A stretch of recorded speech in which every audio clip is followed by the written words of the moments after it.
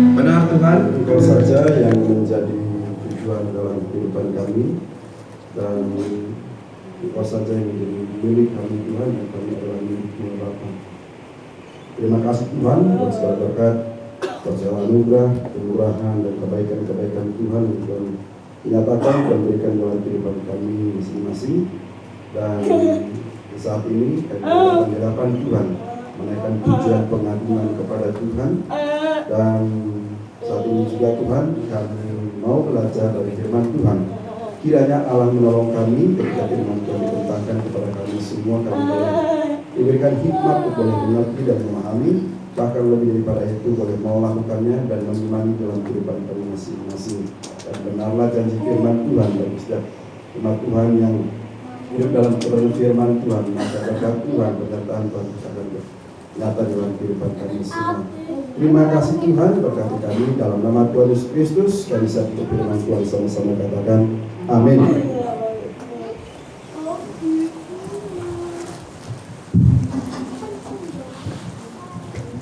Baik, puji Tuhan. Salam Bapak Ibu. Haleluya, sekali lagi salam. Haleluya. Tuhan bersyukur sudah mulai hujan. Dan kita tak kebetulan atau tidak, kayaknya pada saat sepanjang seminggu ini saya lihat orang lagi banyak berdoakan tentang supaya hujan turun. Ya, jadi kemarin ada doa di sekolah minta turun hujan juga. Dan saya kira bukan cuma orang-orang di sekitar yang Muslim, tapi Kristen juga banyak yang minta hujan. Karena kayaknya sudah mulai menyengsarakan karena air sudah mulai menipis. Dan tadi malam jam 11 ada yang kirim di grup, Balikpapan sudah mulai krisis hujan, air gitu ya, bukan krisis hujan. Dia kirim di Waduk Manggar itu sudah mulai kelihatan daratannya. Dia kirim fotonya, videonya, lalu tidak ada yang respon, tapi saya sudah lihat. Lalu ternyata begitu bangun pagi, saya tidak dengar ada suara hujan, tapi ada laporan dari nyonya di samping kan. Tadi malam hujan, masa enaknya tidurku mana kedengar hujan. Baru saya buka ke belakang ada sungai, ternyata sungai kita sudah mengalir air. Haleluya, gitu ya. Karena biasanya nggak kelihatan airnya, dangkal sekali. Dan ya, harapannya kan hujannya turun, bukan juga hari-hari hujan terus ya. Nanti dikasih hujan terus, mulai gedung hujan terus ini kayak apa ini, anak sekolah, orang kerja. Jemuran tidak kering-kering, dikasih panas lagi nanti ngamuk lagi, ya kan? Ini mana hujan ini tidak turun-turun, berdebu, kita butuh air hujan. Terus maunya apa? Maunya adalah Tuhan kalau boleh hujannya diatur. Kok jadi ngatur Tuhan? Jadi intinya adalah saya mau bilang bersyukur saja. Ya, baik Bapak Ibu saudaraku yang dikasih oleh Tuhan. Tema kita sepanjang bulan ini adalah tentang tokoh-tokoh iman. Dan minggu lalu sudah disampaikan, saya ini rupanya salah bawa Alkitab. Saya sudah sempat mana agak ketemu batasnya. Alkitab yang sudah saya siapkan dari mana di meja, ini yang saya bawa buru-buru. Oke. Tapi ada catatannya. Sabar, jangan khawatir. Oke, Ibrani 11 ayat 8.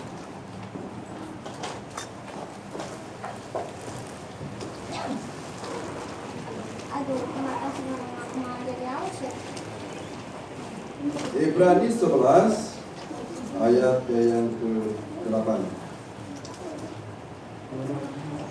Nah, Bapak Ibu saudaraku yang dikasih oleh Tuhan, tema kita sepanjang bulan ini adalah membicarakan tentang tokoh-tokoh iman yang ada dalam Alkitab. Dan harapannya dari para tokoh-tokoh yang tertulis dalam kitab suci dapat membawa kita mengalami Tuhan di dalam iman kita. Dan ketika kita mengalami Tuhan di dalam iman kita, kita pun adalah orang-orang yang kuat ketika menghadapi situasi dan kondisi yang terjadi dalam kehidupan kita masing-masing. Karena kita percaya di dalam kehidupan iman Kristen bahwa orang yang percaya kepada Kristus itu tidak terlepas dari berbagai macam persoalan, tidak akan pernah terlepas dari dinamika kesulitan-kesulitan kehidupan. Semuanya akan mengalami, entah itu sakit, penyakit, mungkin juga kebangkrutan, entah juga mungkin mengalami kecelakaan, mungkin ada bisa seperti itu, atau musibah dan lain sebagainya. Semuanya itu sangat dimungkinkan dan semuanya itu bisa saja diizinkan oleh Tuhan. Jadi tidak ada yang perlu merasa bahwa dirinya paling spesial di mata Tuhan, lalu bahwa dia harus dihindarkan dari segala-galanya. Tidak ada ajaran seperti itu. Bahkan Yesus sendiri itu tetap pada akhirnya harus mengalami yang namanya ujian itu sendiri. Nah, Alkitab banyak sekali mencatat, baik itu bapak-bapak gereja, bahkan itu juga para rasul, para nabi, dan orang-orang utusan Tuhan mengalami banyak hal yang mereka, kita lihat dicatat dalam Alkitab, mereka adalah hamba-hamba Tuhan, mereka adalah orang-orang yang beriman kepada Tuhan.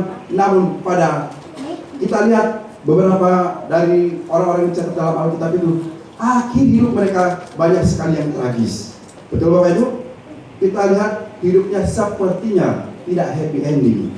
Harapannya adalah happy ending, semuanya ingin berbahagia. Ada satu bagian kitab yang bagus, ya, happy endingnya bagus, Ayub contohnya, ya, dan lain sebagainya. Tetapi kita lihat yang lain-lain, banyak sekali sepertinya tidak dicatatkan bagaimana akhir, apakah terjadi pemulihan atau tidak. Tetapi yang mau disampaikan di sana, bagaimana karya Tuhan ada dalam kehidupan mereka, bagaimana mereka tetapi bisa yakin bahwa Tuhan ada bersama-sama dengan mereka. Kita belajar minggu lalu dibawakan oleh gembala, yaitu tentang Elia. Bagaimana dia hidup beriman kepada Tuhan, percaya, dengan diperhadapkan dengan para nabi-nabi Baal dan nabi-nabi Asyera.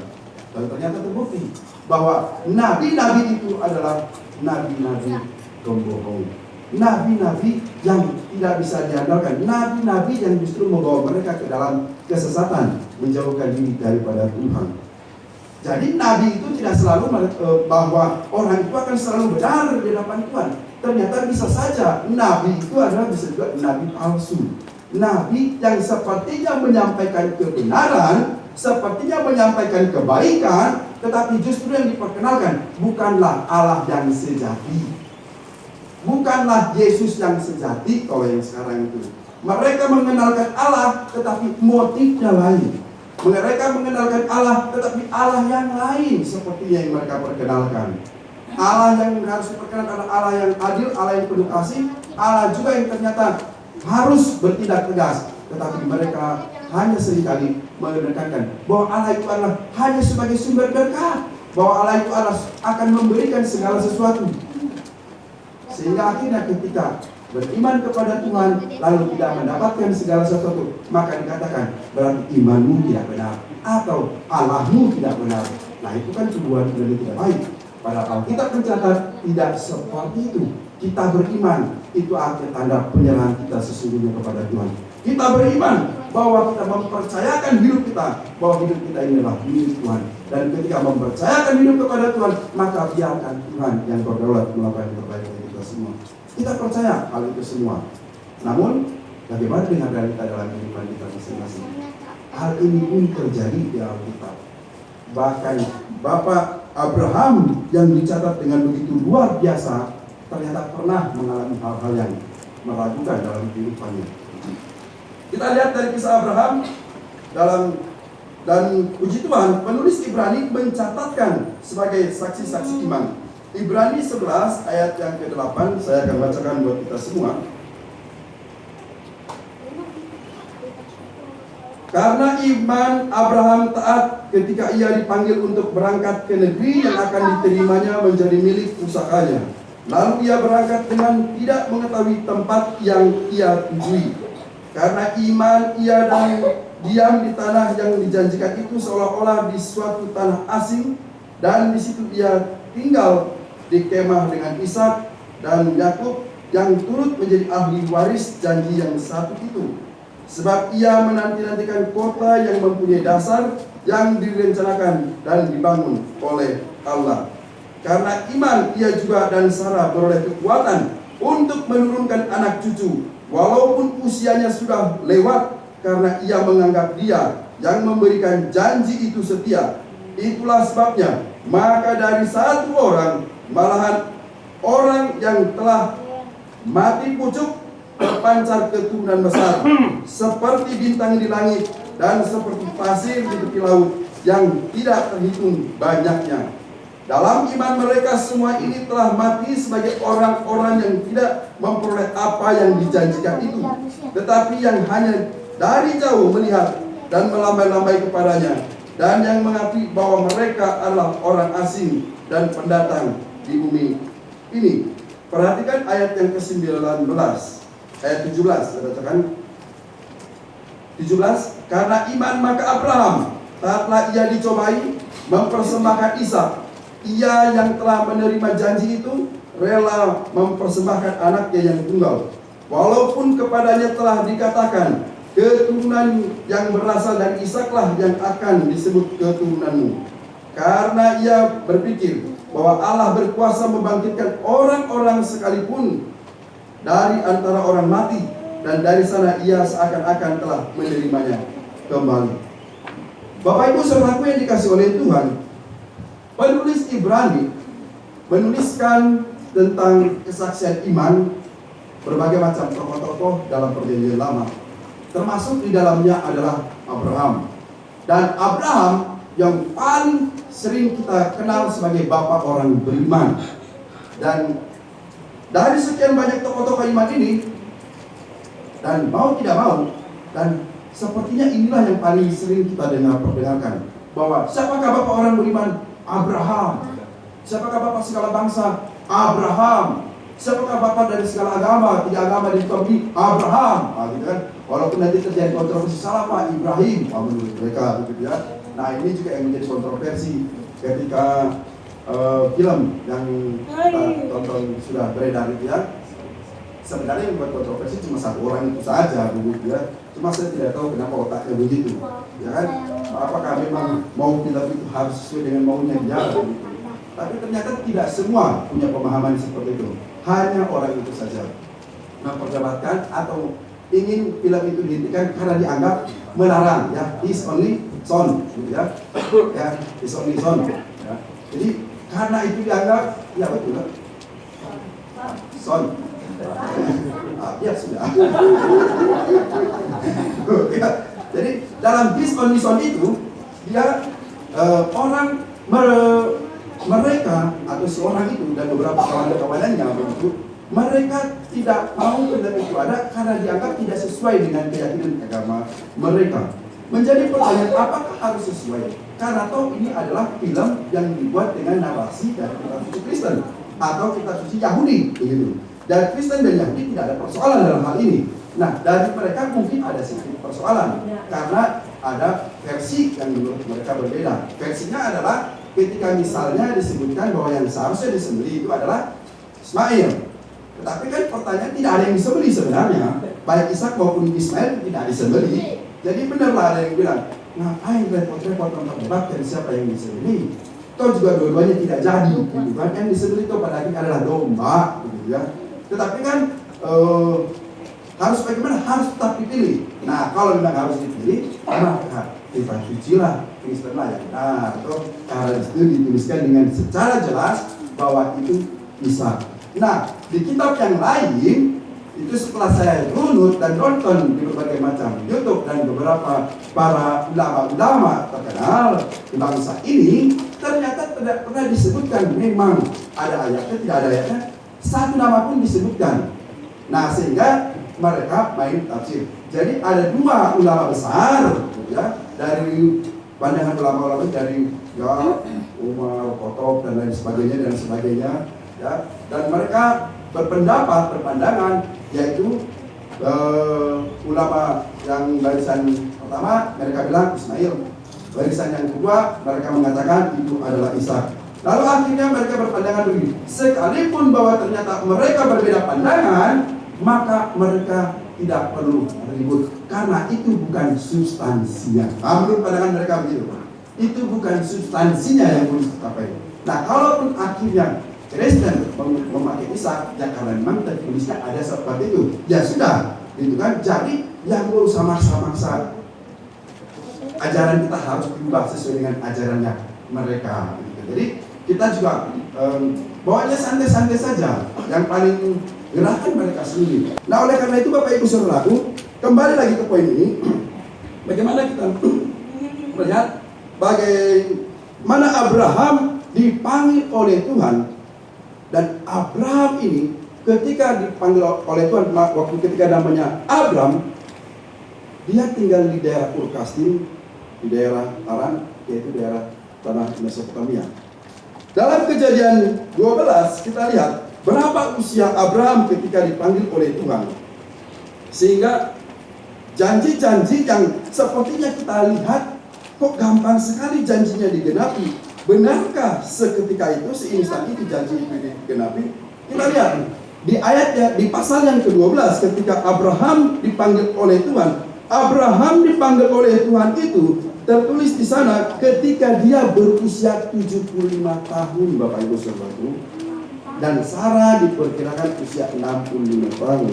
Jadi ada usia Sarah dan Abraham itu 10 tahun diperkirakan jaraknya. Nah, ketika Abraham berumur 75 tahun dipanggil oleh Tuhan, dan Abraham dan keluarganya jelas pada masa itu, ya, ada berbanyak artikel-artikel, mereka bukan orang yang menyembah kepada Allah Yahweh yang kita kenal sekarang. Mereka adalah penyembah-penyembah dewa, salah satunya mungkin dewa bulan dan lain sebagainya.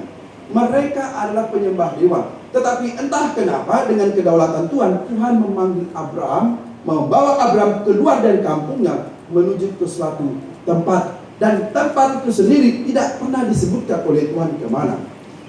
Abraham hanya melangkah saja, dan Abraham ketika mendengar apa yang sampai ke dalam pikirannya, ke dalam telinganya, dia langsung mengiyakan.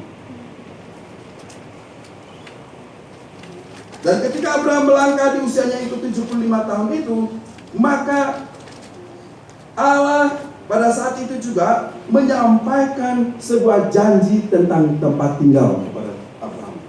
Di pasal yang ke-12 kita melihat, pergilah dari situ tempat itu dan pergilah ke tempat yang akan kutunjukkan kepadamu. Dan sampailah mereka di satu tempat, baru Tuhan bilang, disinilah tempatnya, Kanaan. Dan ketika mereka sampai di sana, itu Alkitab memang menulisnya pendek, tetapi itu panjang ceritanya di sana. Pergumulan-pergumulan yang mereka harus lalui ketika sampai di tempat itu. Karena bisa saja dengan logikanya, dengan akalnya dikata, kemana? Ya kan? Mana tempatnya? Di usia yang sudah renta atau 75 tahun. Saya nggak tahu 75 tahun itu sudah seperti bagaimana. Kalau zaman sekarang, ya kita bisa lihat. Tapi zaman itu mungkin agak mudahan kali ya, 75 tahun itu ya. Masih agak gagal lah, masih bisa lari lah 100 km gitu ya. Jadi umur 75 tahun. Nah, ketika mereka sampai di sana dan mendapatkan janji dari Tuhan tentang tempat tinggal, itu baru janji tentang tempat tinggal. Belum janji tentang bagaimana dia akan memiliki keturunan. Tapi dia mempercayakan diri kepada Tuhan. Dia mengimani kepada Tuhan. Padahal Tuhan yang selama ini dia sembah bukan Tuhan yang itu. Itu suatu perjuangan besar loh untuk meyakini sesuatu Tuhan yang lain. Apalagi kalau selama ini Tuhan yang disembah adalah Tuhan oleh keluarga-keluarganya adalah Tuhan yang berbeda. Tetapi suatu ketika dia harus beralih dari Tuhan A ke Tuhan B, lalu ketika dia mengikuti, lalu mempercayakan sepenuhnya kepadanya, wah itu sulit sekali. Dan Abraham berani untuk melakukan hal itu. Dalam Kejadian 15 kita lihat, dalam Kejadian 15 barulah kita melihat bagaimana Abraham itu mendapatkan janji dari Tuhan. Kejadian 15 kita melihat perjanjian Allah dengan Abraham, janji tentang keturunannya. Kita lihat di ayat yang ke-5. Saya akan bacakan buat kita semua, ayat yang ke-5. Lalu Tuhan membawa Abraham keluar serta berfirman, coba lihat ke langit, hitunglah bintang-bintang, jika engkau dan apa ini? Coba lihat ke langit, hitunglah bintang-bintang, jika engkau dapat menghitungnya. Maka firman-Nya kepadanya, demikianlah banyaknya nanti keturunanmu. Lalu percayalah Abraham kepada Tuhan, maka Tuhan memperhitungkan hal itu kepadanya sebagai kebenaran. Barulah di sana Allah menjanjikan tentang keturunan. Berarti ada jarak yang cukup panjang dari tempat itu, dan saya tidak tahu pada saat itu adalah tahun keberapa usianya. Tetapi ada satu momen ketika disampaikan bahwa usia Abraham nantinya itu memasuki hampir 100 tahun, dia dapat juga. Janji pertama yang disampaikan pada saat itu adalah engkau akan memiliki keturunan. Engkau akan memiliki keturunan. Jelas orang yang sudah lama berkeluarga, 75 tahun usia, dan ketika dia keluar dari tanahnya, mungkin ada jarak 2 tahun, 3 tahun, 4 tahun, 5 tahun, dan lain sebagainya. Dan ketika janji itu disampaikan, dia bahagia sekali. Karena selama ini tidak pernah ada janji seperti itu. Di usianya, taruhlah usia 75 tahun. Di dalam usianya 75 tahun hidup, tidak pernah mendapatkan janji seperti itu. Lalu ternyata mendapatkan suara dari Tuhan atau firman Tuhan bahwa dia akan mendapatkan keturunan. Luar biasa sekali. Dan ini ditangkapnya, dan dia bersukacita untuk hal itu. Nah, Bapak Ibu saudaraku yang dikasih oleh Tuhan. Kemudian, maka di pasal yang ke-18, di sini sebelum pasal 14, maka ketika Abraham mendengar janji itu di ayat yang ke-56, dia langsung percaya dan meyakini. Lalu narasi Alkitab mengatakan begini, maka Allah mencatat itu sebagai kebenaran. Luar biasa. Disitulah awal mulanya Abraham disebut sebagai bapak orang beriman. Dia percaya. Lalu Bapak Ibu saudaraku yang dikasih oleh Tuhan, lalu apa sih maknanya bagi kita? Apakah kalau begitu, setiap apa yang kita percayai, ya nantinya pada akhirnya harus jadi? Tunggu dulu. Ketika Allah mengatakan itu sebagai kebenaran, itu adalah tentang keyakinannya kepada Tuhan. Entahkah itu Abraham percaya itu jadi atau tidak, tetapi dia percaya kepada Tuhan yang akan bisa memberikan itu. Percaya kepada Tuhan yang berdaulat atas segala sesuatu. Maka kita masuk ke dalam pasal 18, kita lihat tentang kisah Abraham ini.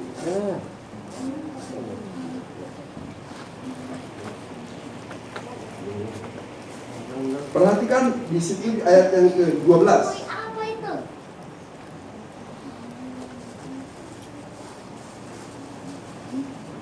Ya. Ayat 12.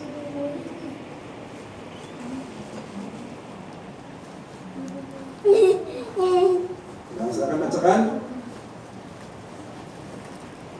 Nah, dari ayat 9. 9 dikatakan begini. Lalu kata mereka kepadanya, di manakah Sarah istrimu? Jawabnya, di sana, di dalam kemah. Ayat 10, dan firman-Nya, sesungguhnya aku akan kembali tahun depan mendapatkan engkau. Pada waktu itulah Sarah istrimu akan mempunyai seorang anak laki-laki. Dan Sarah mendengar pada pintu kemah yang di belakangnya. Adapun Abraham dan Sarah telah tua dan lanjut umurnya, dan Sarah telah mati haid. Jadi tertawalah Sarah dalam hatinya, katanya, akan berhainkah aku setelah aku sudah layu, sedangkan tuanku sudah tua? Ketika ini disampaikan, itu usia Abraham sudah 99 tahun. Bayangkan dari usia 75, 99 tahun, ada jarak 24 tahun. Dibodohi sepertinya. Ada janji tentang tempat dikasih, ya dia sudah dapat. Walaupun kita selain nonton tempatnya seperti ya kayak begitu, ternyata orang dulu ya, nomaden ya. Ya begitu lah, tenda-tenda, tapi dia punya banyak sekali domba, gembala dan lain sebagainya.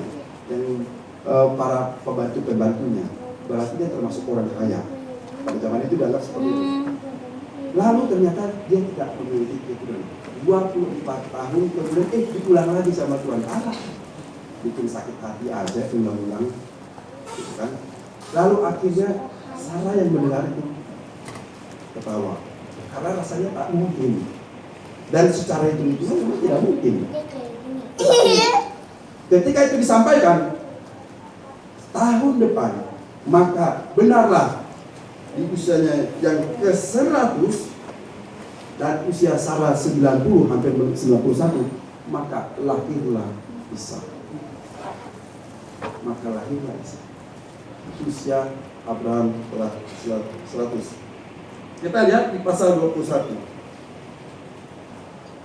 Kita relay, jadi biar kita bisa lihat langsung. Pasal 21 kita lihat bahwa di sana Ishak telah lahir.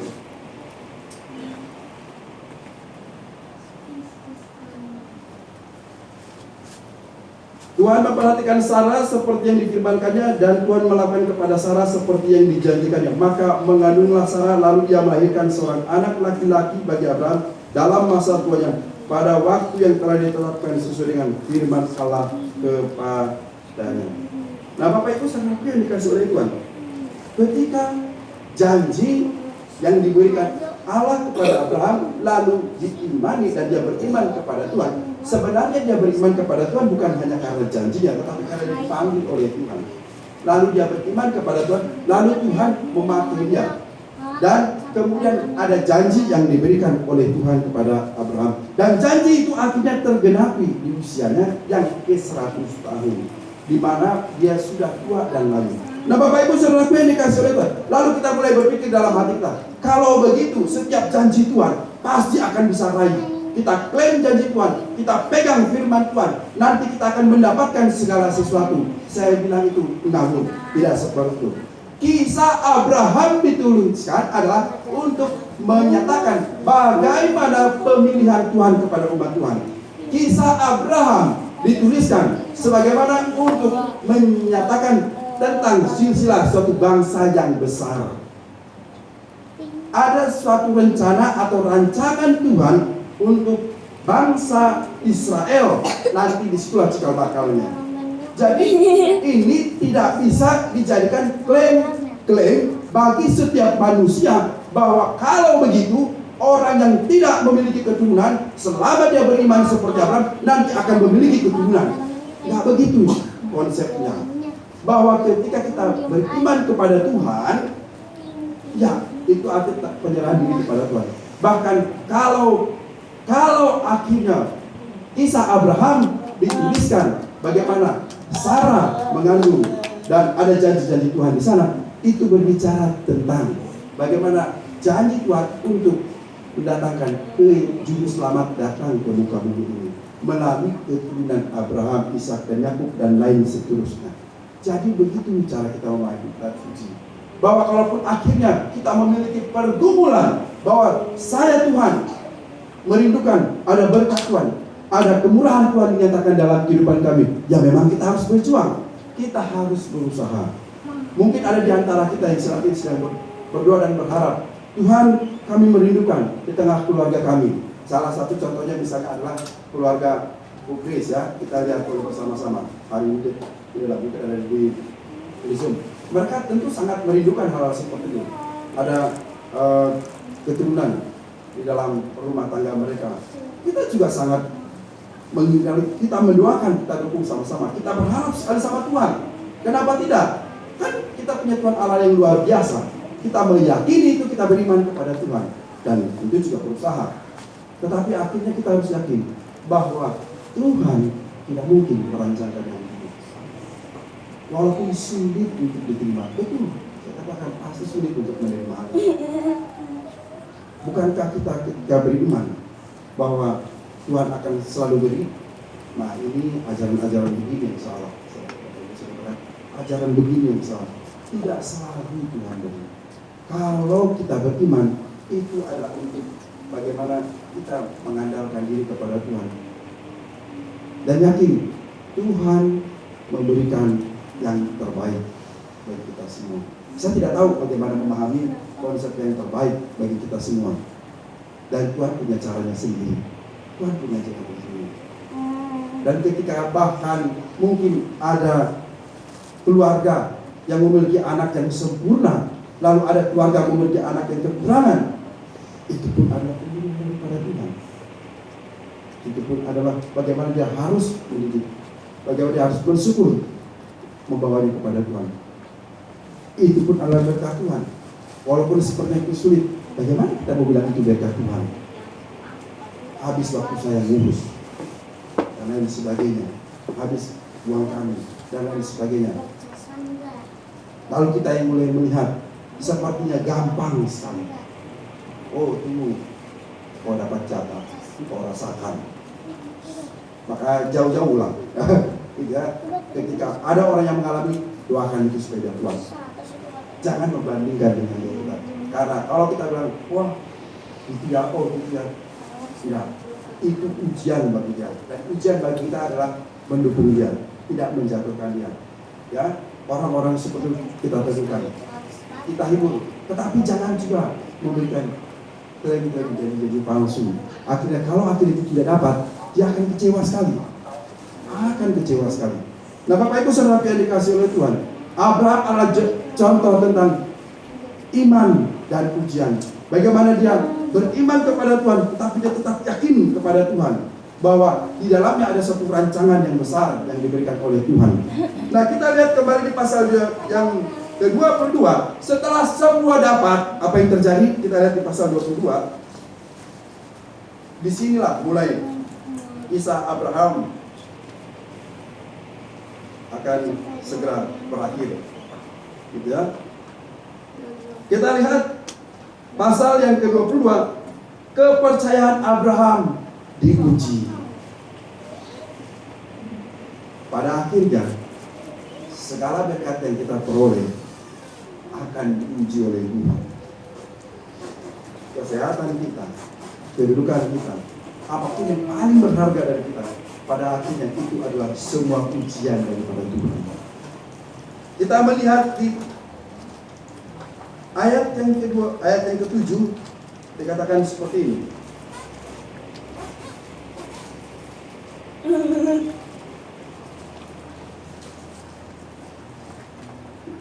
Ketika Ishak hendak dikorbankan, lalu berkatalah Ishak kepada Abraham ayahnya, "Bapa." Sahut Abraham, "Ya anakku, bertanyalah ya. Di sini sudah ada api dan kayu, tetapi di manakah anak domba untuk korban bakaran itu?" Ketika Ishak hendak dikorbankan, dia bertanya, "Mana korbannya?" Nah kalau dalam versi yang lain, ya kalau dari yang sebelah dikatakan begini, tetapi kan itu bisa segini, bisa yang sisi sebelah gitu, karena mereka berversi gitu ya. Dia ditanya, "Anakku, kamu mau bapak korbankan?" "Oh nggak apa-apa." Gitu di sana gitu versinya. Kalau memang itu kehendak Tuhan, aku siap. Dia bilang, "Kok enteng banget." Gitu ya. Kalau ini tidak dikasih tahu, tidak disebutkan di kisah ini bahwa jelas bahwa Tuhan meminta korban, yaitu korbannya adalah Ishak. Nah, ketika Tuhan menyampaikan ini kepada Abraham beberapa hari sebelum peristiwa ini, itu yang kita nonton, yang telah kita nonton itu kan ada jarak yang hari-hari galau dalam hidup keluarga Abraham. Memang kelihatannya hanya beberapa ayat saja dalam kitab suci, tetapi sepanjang hari dalam kehidupan mereka terjadi kegalauan. Bahkan istrinya Abraham sendiri mulai meragukan Tuhannya Abraham. Benarkah itu Tuhan itu? Jangan-jangan agak lain. Ya kan? Dia yang ngasih, kita sudah berharap betul, tiba-tiba minta dikorbankan. Ya kalau minta korban yang benar aja kah? Bukankah Tuhanmu selama ini kalau minta korban itu adalah korbannya hewan yang terbaik? Kenapa nggak tawar? Kasih kayak bilang, "Tuhan, ini loh ada domba yang terbaik, yang termahal. Ini loh ada lembu sapi yang terbaik, yang termahal. Pokoknya kasih, ini pilih." Kenapa mesti anakku? Lalu dibilang, "Anakku yang kau kasihi." Kalau di sana dikasih, dua-duanya kasihi. Nah, yang mana? Ismail atau Ishak? Nah, gitu kan kalau kisahnya begitu. Dua-duanya kasih. Anakmu yang tunggal, dua-duanya tunggal. Tunggal dari mana? Tunggal dari Hagar dan tunggal dari Sarah. Dua-duanya tunggal kan? Itu. Pokoknya yang kamu kasihi. Lalu dua-duanya kasihi. Wah, jadi kisah ini dimainkan dalam kisah-kisah kitab Talmud Yahudi itu semacam ada narasi begitu. Kenapa? Karena katanya Abraham itu terkenal dengan negosiasinya. Jadi menawar-menawar, mencoba yang mana. Pokoknya yang kamu kasihi. Oke lah kalau begitu. Lalu akhirnya Ishak, maka mulailah ya sedih hati. Dan itu mulai kepikiran berharap bahwa Tuhan berbicara suatu hari berubah. Dan sampai detik hari itu mereka dalam perjalanan, Tuhan belum berubah pernyataannya. Sangat sulit Bapak Ibu. Kita hari ini mungkin melihatnya, itu kan kisah masa lalu. Dan mungkin kita juga berpikir, dan itu tidak akan terjadi dalam hidup kita. Ya betul, kisah itu cukup kisah itu aja. Gak akan terjadi lagi dalam kehidupan kita. Kalau ada, mau ngapain? Buat kita suci baru? Kan tidak tahu. Itu sudah menjadi tuntunan bagaimana kita belajar dari Abraham tentang kesetiaannya kepada Tuhan. Nah, ketika Tuhan mengatakan itu, Tuhan hendak melihat kesetiaan iman Abraham. Apakah benar dia masih mencintai Tuhan seperti 75 tahun yang lalu atau beberapa puluh tahun yang lalu? 25 tahun ya, 75 tahun yang lalu. Ya, 25 tahun yang lalu. Atau tambahkanlah usianya sekarang 17 tahun. Berarti sekitar 40 tahun yang lalu. Apakah dia masih sama mencintai itu seperti tadi? Tidak. Atau kecintanya mungkin sudah berubah? Atau jangan-jangan kedudukan yang mereka peroleh hari ini adalah sudah menjadi dewanya? Atau jangan-jangan gereja yang megah dia miliki hari ini adalah sudah menjadi Tuhannya? Atau jangan-jangan harta yang dia miliki hari ini sudah memikat hatinya, melupakan Tuhan di dalam kehidupannya, sehingga hari itu Tuhan memilih, coba persembahkan anakmu. Dan itu sedih sekali ya. Lalu kita bilang ini, coba anak bapak ibu lihat satu, kalau diminta korban itu yang gak usah dibayangin, ya nggak mungkin gitu ya. Nggak akan mungkin, karena sudah cukup Abraham aja gitu. Dari seluruh kisah tuh, dari seluruh kitab suci cuma Abraham aja tuh. Ada satu lagi, yang kisah itu ketika seorang panglima pulang dari rumahnya, dia bilang begini, siapa saja yang keluar dari rumahku, siapa? Yefta. Yang dia bilang, siapa saja yang keluar dari rumahku, yang pertama saja menyambutku, dia yang akan ku korbankan, persembahkan kepada. Ternyata yang keluar adalah anaknya. Apesnya. Harapannya adalah anjingnya kayak yang keluar. Langsung dicari-cari tuh. Yang keluar kah? Lembunya kah? Atau dombanya kah? Ternyata yang keluar adalah anaknya menyambut dia. Hore, bapak pulang, bapak pulang. Aduh, nah kenapa kau sambut aku? Mati kau sudah. Aku sudah berjanji kepada Tuhan. Dan dia lakukan betul. Dia potong anaknya. Zaman itu aneh-aneh. Nanti lah kita studinya itu, kenapa bisa begitu? Ya, paksa itu komisi pendidikan begitu sebenarnya begitu. Oke ya, jadi ya daerahnya juga dipaksa. Jangan harus ada gebrakan-gebrakan yang bikin senior-senior ya. Tapi jangan komisi pendidikan yang ditekan. Oke, baik. Nah, jadi ada kisah seperti itu. Nah, kembali lagi ke kisah tragis nih. Dan sampai pada akhirnya dari terakhir kayu sudah disiapkan, maka dia bilang begini, Pak, kayu itu sudah siap nih. Mana korbannya? Bapaknya bilang, dengan takut, dengan cemas, dia lihat anaknya. Entahkah dia senyum atau tidak, entahkah mungkin dia sudah mau menangis atau tidak. Wajah dengan perkataan mungkin sudah lain. Pernah berbuat seperti itu? Mungkin dia sudah begini. Dia mau bilang, apa dia nak? Tuhan nanti sediakan. Padahal tidak ada Tuhan bilang disediakan. Tuhan itu bilang anakmu.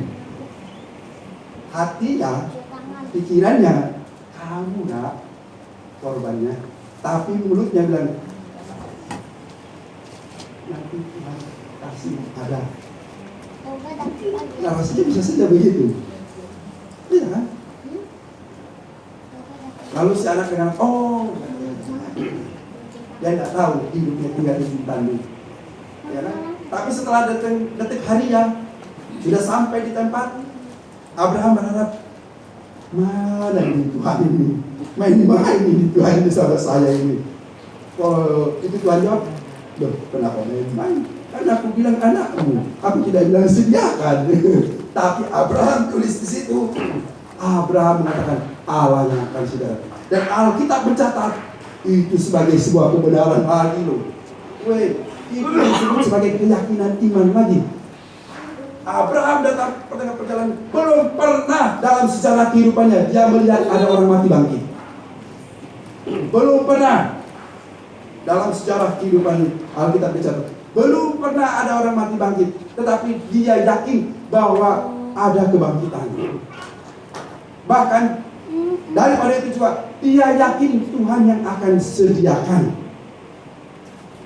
Maka tempat itu akhirnya disebut Alam. Maka dengan sampai akhirnya mau selesaikan itu pun belum ada juga disediakan oleh Tuhan. Kita sudah nonton filmnya.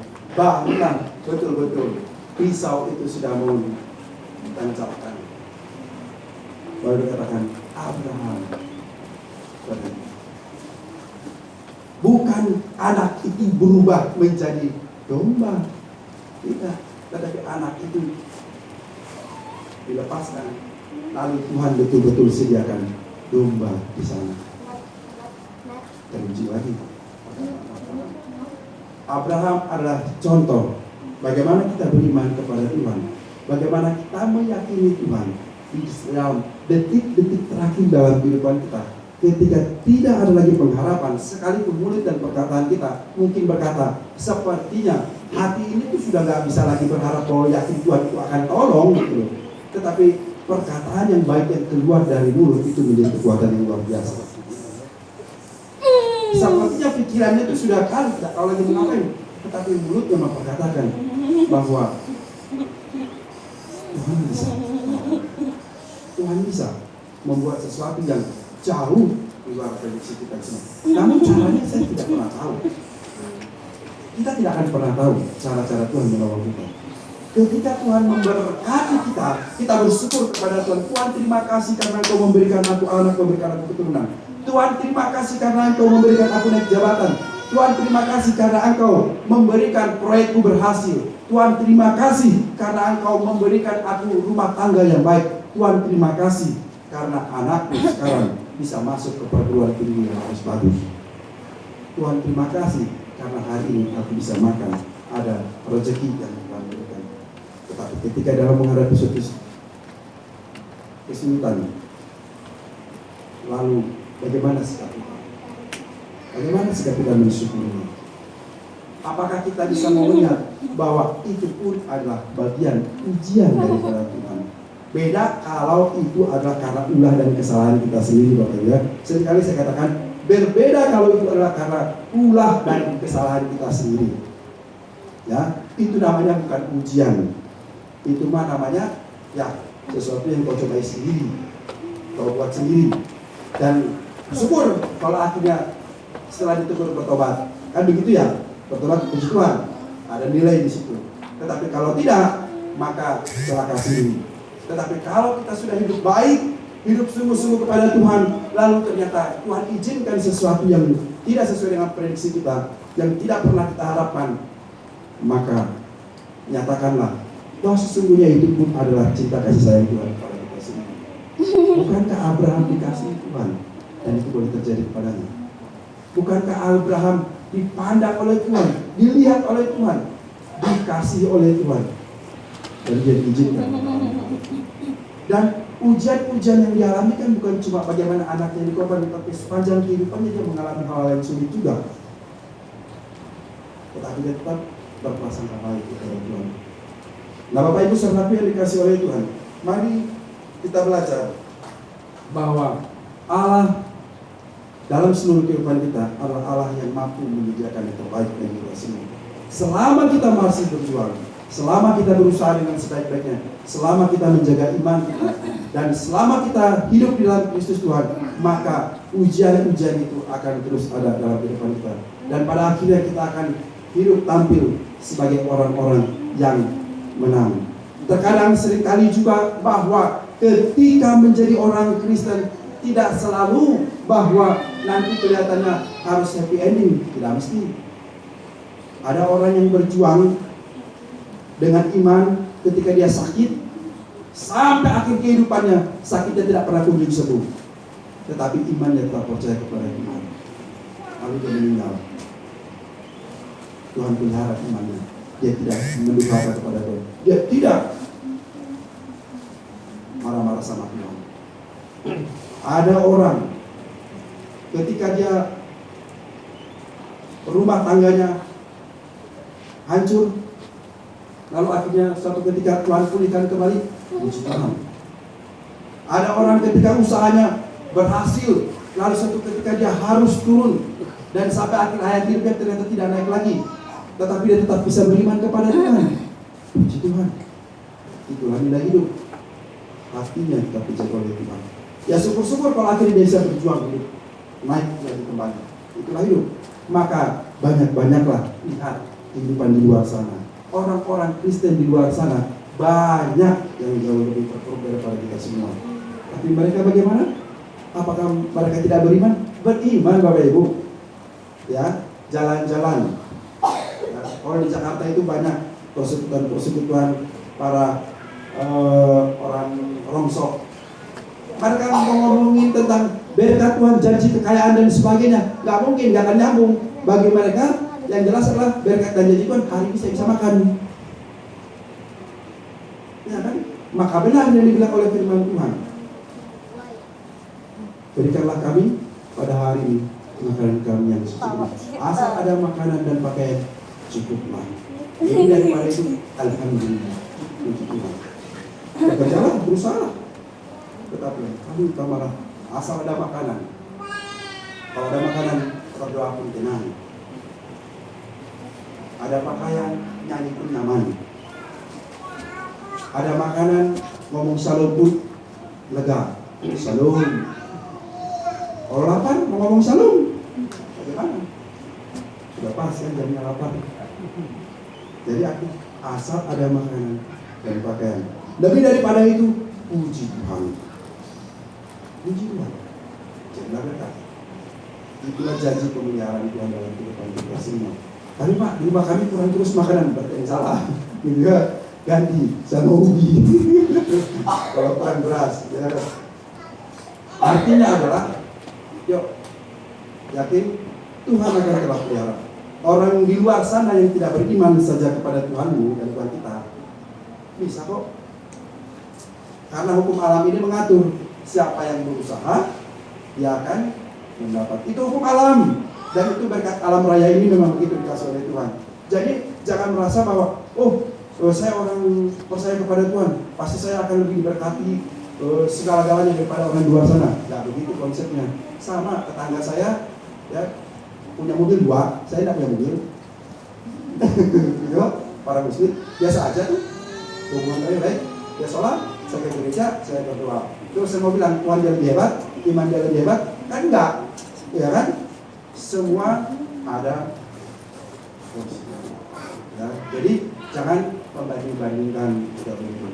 Tuhan memberikan kita kesehatan, kita beriman. Yang paling utama adalah Tuhan memberikan keselamatan yang tidak dimiliki. Kita memiliki keselamatan dalam Kristus Tuhan. Tuhan Yesus memberkati. Kiranya biarlah iman kita tetap terjaga dan keselamatan di dalam Yesus Kristus Tuhan tetap nyata di dalam kehidupan kita sampai kedatangan Kristus yang kedua kali, dan janji-janjinya tetap terpenuhi dalam kehidupan kita semua. Kita berdoa. Bapak, terima kasih, kami bersyukur untuk waktu dan kesempatan yang Tuhan berikan kepada kami, karena hari ini Tuhan telah menolong kami dalam ibadah ini. Dan biarlah kiranya firman Tuhan yang telah kami dengarkan bersama-sama supaya menguatkan kami, sebagaimana kisah Abraham yang boleh mengajarkan kami tetap bertekun dalam iman kepada Tuhan, bahwa dalam melalui kisah Abraham juga Tuhan, ketika kami beriman kepada Tuhan, ada nilai-nilai, ada ujian yang Tuhan berikan kepada kami. Dan ajar kami Tuhan untuk tetap kuat di dalam Engkau. Ketika kami diperhadapkan dengan ujian-ujian hidup, kami tetap beriman sungguh kepada Tuhan. Dan biarlah kiranya Tuhan Allah menolong kami supaya kami tetap kuat di dalam Engkau ya Tuhan. Berkati seluruh jemaat-Mu, Allah menolong kami semua. Inilah doa kami Tuhan, inilah pengharapan kami. Dalam nama Tuhan Yesus Kristus kami berdoa. Amin.